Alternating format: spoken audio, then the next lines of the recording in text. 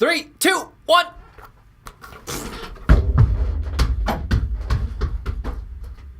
I'm not there yet. Before I talk about today's topic, I just want to mention that I was very happy when I woke up this morning. I had 69 subscribers. So it was a wonderful milestone, but when I hit that refresh button right before this video, focus camera, I saw that fabulous 69 turn into a 70. Why do you have to ruin all my fun? Anyway, today's video is what I think is the most important lesson I have learned in my entire life yet, because I know there's still plenty of lessons coming up. And the lesson has to do with the most exciting topic in the world, which is epistemology. For those of you who don't know what epistemology is, let me read the definition to you according to Wikipedia. The theory of knowledge, especially with regard to its methods, how do you pronounce this? Validity and scope. Epistemology is the investigation of what distinguishes justified belief from opinion. Or we could just go the short Tony Sticks definition, which is the theory of thinking what you're thinking, or the study of learning how to learn. Gotta open up my notebook for this one because I really had to jot it down to clear my head.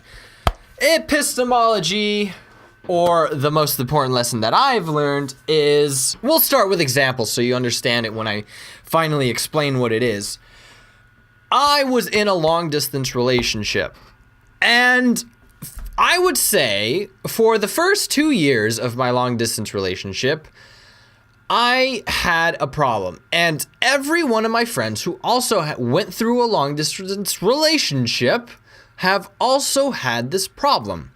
And the problem is the fear of what the other partner is doing when they're not talking to you, when they're not texting you, when they're not replying.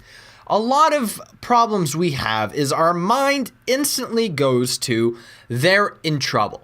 They got kidnapped, they're cheating on me, they got into a car accident, and we end up leading ourselves into this deep rabbit hole of panic. Another example of this, which I think was one of my favorite ones, was I was taking my huge $700 gaming PC down the stairs, and one of the legs that I was holding it by ripped off. That gaming PC went tumbling down the stairs, doing all these tricks and jumping and smashing its way till it hit the bottom. My friend looked at me in disbelief, complete and utter panic. He thought, holy crap, I just lost that entire computer.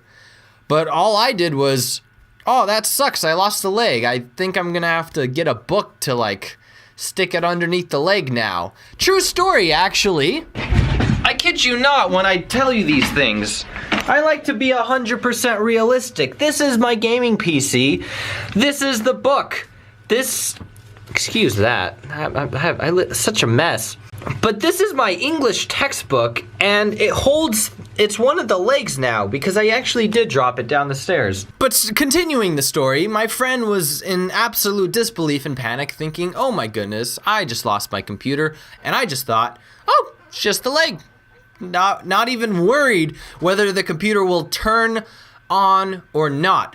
And that is because when that happened, I learned what the life lesson was. The life lesson is, get ready for this one, focus on what you know. That simple. To help you understand is by not understanding. Does that make sense? Let's think of it backwards. The number one way to violate my life lesson of focusing on what you know is by focusing on what you don't know, or AKA jumping to conclusions.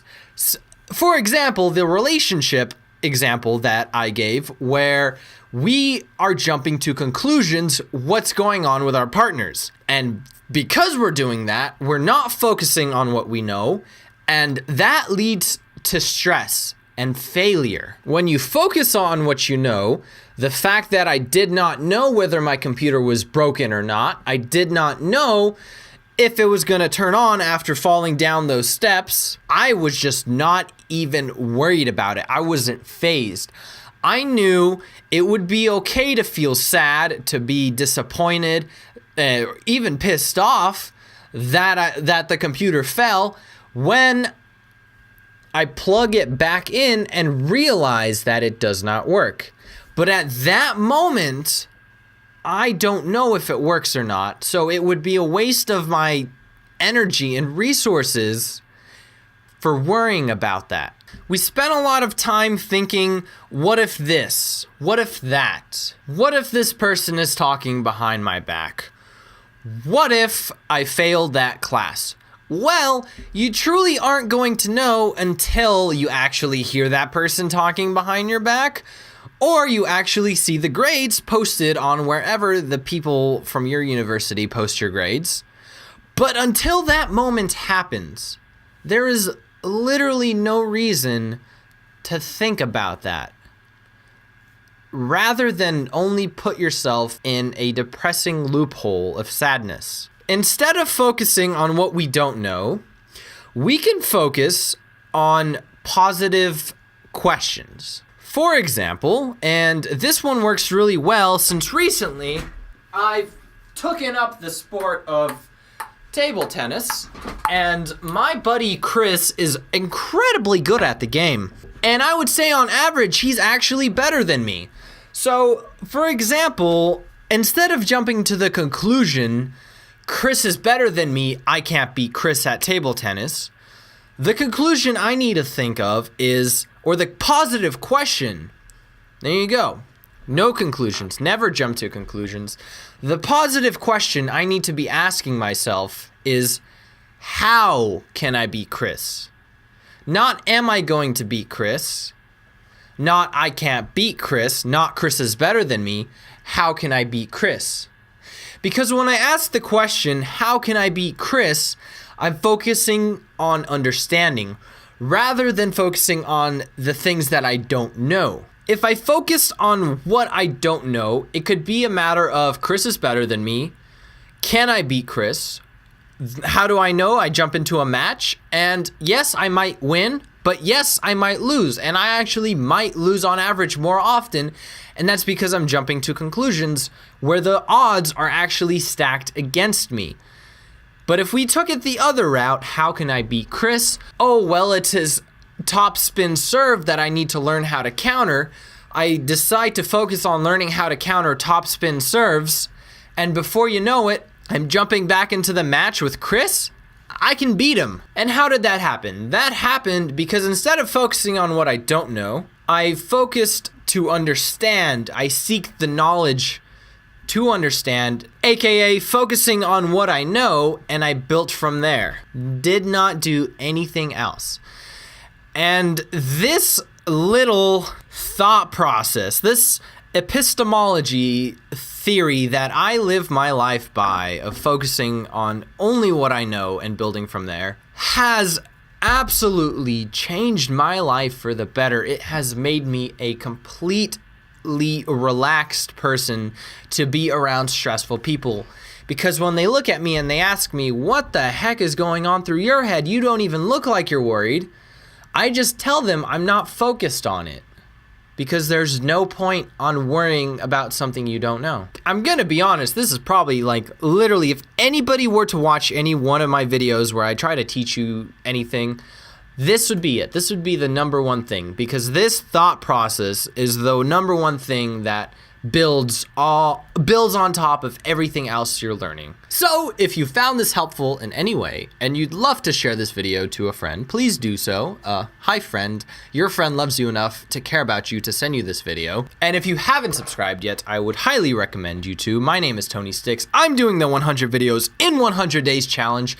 This was number 18, and we've got a whole bunch more coming up. Thank you very much for watching, and may you have a very, I'm gonna apologize because I don't know if this is an actual word, have a very epistemologic type of day. Ow! Today's video is about the most important lesson. So if you found this helpful my microphone is working.